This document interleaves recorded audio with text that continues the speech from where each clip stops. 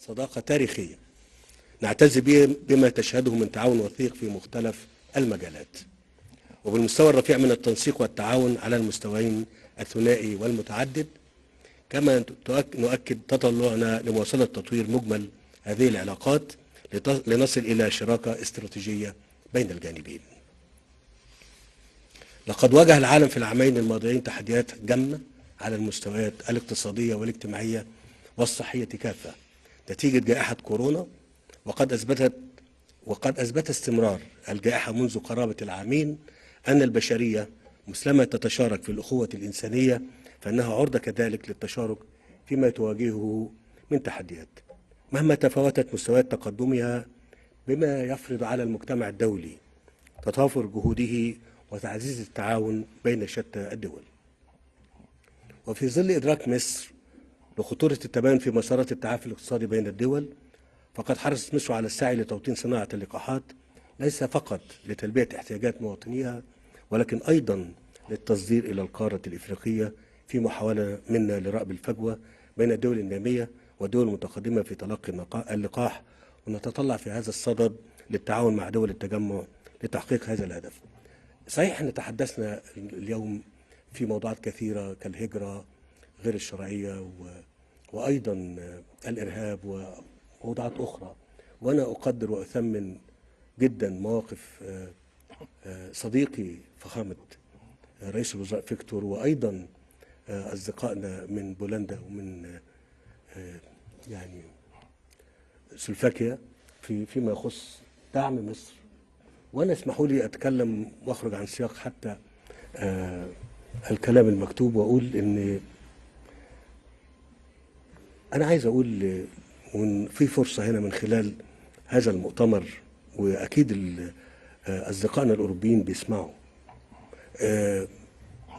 أنا أتصور أن الهجرة غير الشرعية كعنوان هي تعكس شكل من أشكال حقوق الإنسان اللي مفقودة في منطقتنا، إن بس من منظور مختلف، مش منظور فقط التعبير عن الرأي والممارسة السياسية، ولكن أيضا حقوق أخرى كثيرة جدا لم تتوفر بعد في منطقتنا. وهل الدول الأوروبية مستعدين dans notre région? Est-ce que les pays européens sont disposés de contribuer avec ces pays pour amender et assainir leurs conditions culturelles, pour avoir une sorte de compétence avec ces droits de l'homme? C'est une chose très problématique lorsque nous parlons, bien sûr, l'Égypte et les pays européens. Je ne suis pas contre la discussion, mais quelle sorte de... est-ce que vous essayez de faire une sorte de vie décente?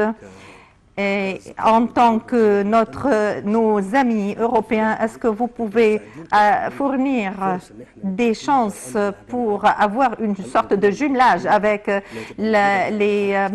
les groupements européens, et notamment dans l'éducation, parce que nous voulons ça? Est-ce que vous êtes disposés à fournir une vision de l'industrie pour que nous soyons à de même de fournir des chances de travail? Est-ce que vous êtes disposé de le faire? Nous demandons des demandes qui sont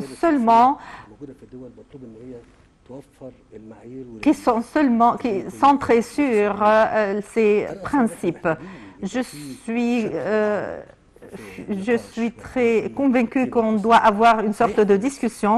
Peut-être en Égypte, il n'y avait aucune immigration clandestine à partir de l'Égypte, mais toutes les immigrations de provenance de l'Afrique atteint maintenant 6 millions de citoyens de provenance de l'Afrique et de d'autres pays qui ont eu des turbulences. Mais l'Égypte n'a jamais permis de faire une sorte... On dit que ce sont notre hôte, on ne dit pas ce sont des émigrés, ou bien des demandeurs d'asile. Ce sont des citoyens qui ont les mêmes droits et même les vaccins lorsque nous n'avons pas une multitude de vaccins dans le volume de vaccins. Comme les pays européens, je vous remercie bien sûr pour les 250 000 doses de vaccination et les pays européens qui ont présenté à l'Égypte plusieurs vaccins, mais je dois dire que lorsque nous parlons de l'immigration clandestine, il existe en Égypte 6 millions de personnes qui sont des demandeurs d'asile et des émigrés, et nous ne permettons pas que ces personnes aillent en Europe pour qu'ils soient perdus dans la mer. Non, on ne va pas permettre cela pour ne pas exporter les problèmes à l'Europe et notamment dans la mer. Nous voulons dire à nos amis que l'Égypte est un pays qui œuvre avec beaucoup de certitude pour le développement et tout au long des 7 dernières années est une preuve pour cela. Et ce qui est la preuve, c'est la vie décente, la campagne de la vie décente et qui vise à assainir la vie de 58 millions de personnes. Et cette initiative porte beaucoup d'espérance pour cette initiative qui vaut 1 milliard de livres égyptiennes dans l'enseignement ainsi que les routes, les drainages, tous les domaines de la vie. Nous sommes maintenant devant un pays qui essaye d'avoir une décence et qui se respecte complètement.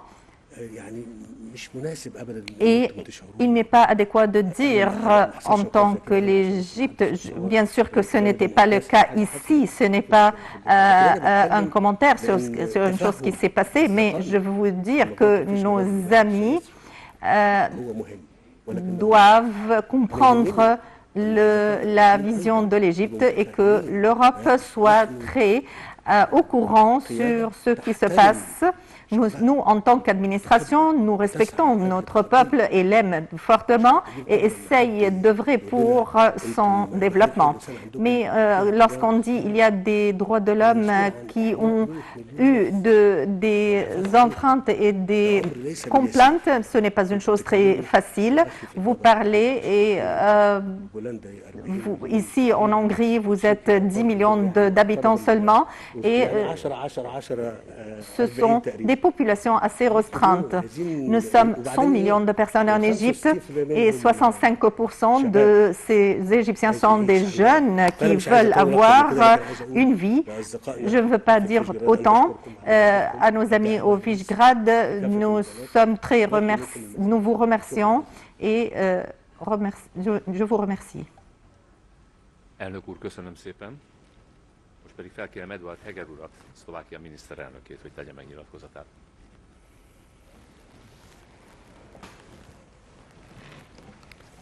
Vážené dámy, vážení páni, chcem sa poďakovať.